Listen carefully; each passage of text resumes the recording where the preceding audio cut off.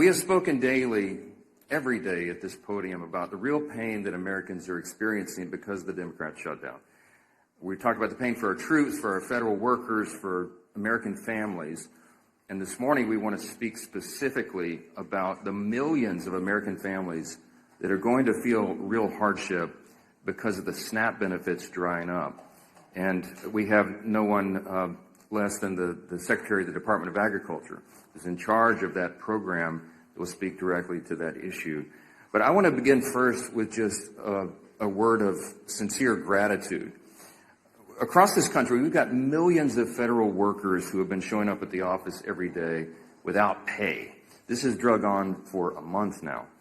Those federal workers have shown up for a month straight, not knowing when or if their next paycheck will be delivered. They're doing their jobs, and they're doing it valiantly, while the Senate Democrats simply refuse to do their job. Their most simple and basic responsibility is to keep the government in operation so that we can keep the services flowing to the American people and keep the country moving. But they're not doing that.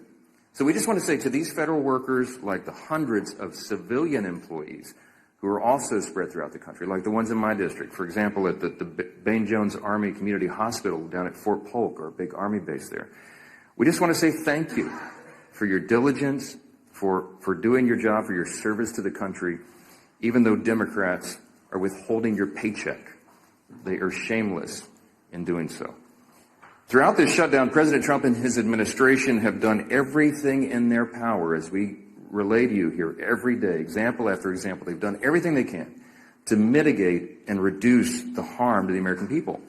He's gone out of his way to find creative solutions to ensure our service members don't miss a paycheck, for example, to ensure that the WIC program, that the nutrition assistance to women, infants, and children is still flowing. President Trump has proven beyond a shadow of a doubt that if there is any way to fund these programs that are drying up now, that he will do it. If there was any way to fund SNAP during the Democrat shutdown, you can be assured that your commander-in-chief would do it. But we are now reaching a breaking point. Thanks to Democrats voting no on government funding now 14 different times, SNAP benefits for millions of American families are drying up. It's about 1 in 8 people in this country who rely upon this to literally put food on their table. And the blame for this lies 100% with the senators sitting over there on the Democrat Party. They are the ones who have locked arms and decided over and over and over and over, 14 times now, to vote against these services being provided. And now I want you to think about that. You're going to have real people, real families. You're going to have children who will go hungry beginning this weekend when those resources dry up. They rely upon that, and yet the Democrats continue with their political games in Washington while people are sitting around the dinner table without the resources that they need. The administration has done all it can to keep this program afloat, but the limits have been reached here. And what are the Democrats doing today? Where are the Democrats? Are they in the Senate today? No, they're out campaigning. While critical SNAP benefits run dry, the Democrats have skipped town. They've abandoned their post in the Senate, and the reason that's so important and noteworthy for the American people is the Senate is the only place where this can end. The last hope of reopening the government before millions of Americans go hungry. They've abandoned their post.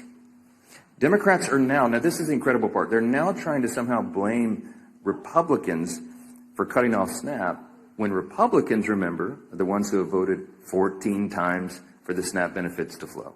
It's the Democrats who voted every single time to turn that off. The same Democrats who've been perfectly fine with defunding SNAP and WIC for over a month now are suddenly claiming to be outraged that Republicans and President Trump can't just wave some magic wand and fix the mess that they themselves have created. If they're suddenly waking up to the pain their reckless decision is causing, then there's one simple way to fix it. They can come back in here and vote to reopen the government. But we don't think they're going to do that. Now, this is what's interesting. The most recent development is that you've got many more people now calling on the Senate Democrats to do the right job. There's a handful of moderates still in the Democrat Party, and they are very upset about that.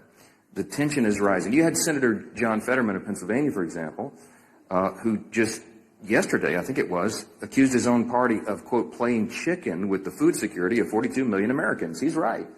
And you've seen now the avalanche of people and organizations and institutions calling on the Democrats to reopen the government and vote for the clean CR.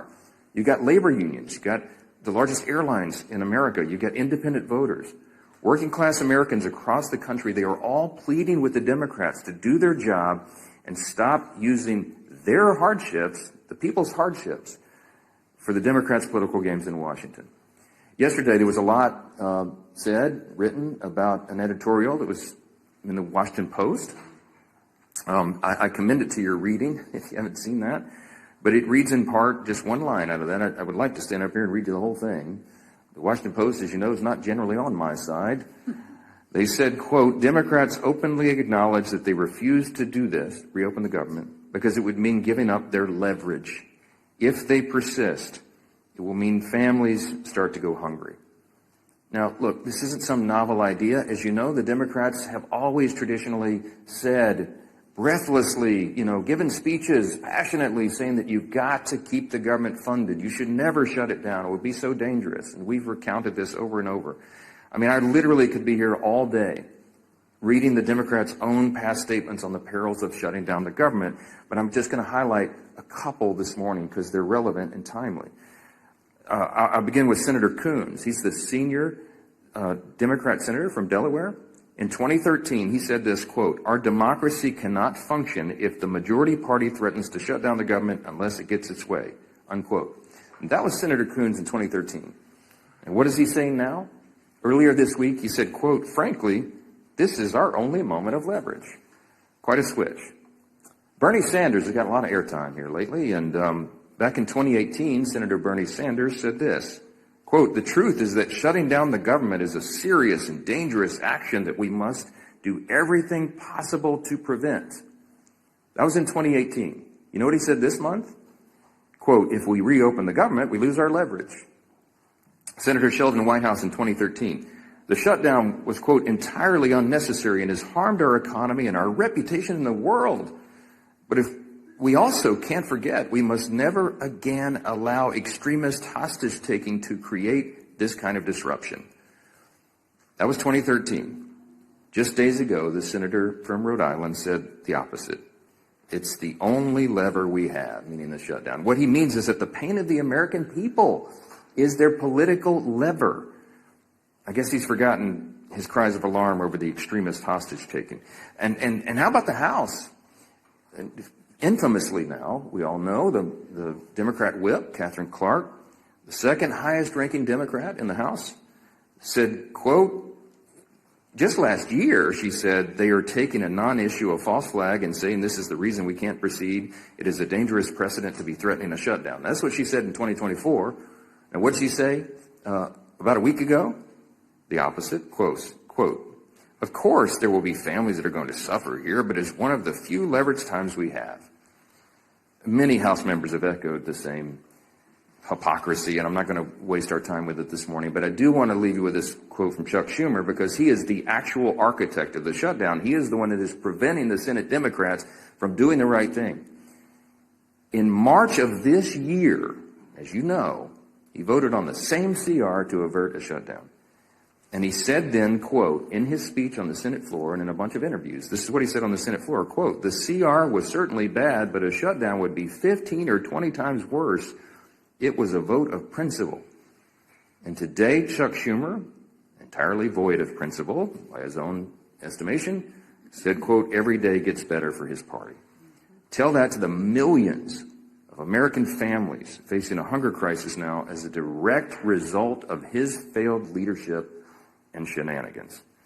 Those Democrats have all collectively voted 14 times over the last several weeks to reject the clean continuing resolution to fund the government, and they've made it abundantly clear they're going to continue to do that, to hold the American people hostage, so long as it serves their political interest, to look tough to the leftist radicals in their base.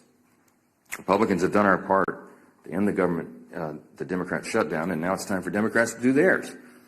The path forward is simple. Please, Every American who is concerned about this, every American that is feeling the harm, you should call the Senate Democrats and tell them to stop the nonsense. Echo the voices of the unions, of the airlines, of hardworking people everywhere, and tell them to stop doing this and open the government. We have to do that. 42 million Americans are set to miss meals starting tomorrow, and this should be the easiest vote they've ever taken in their lives.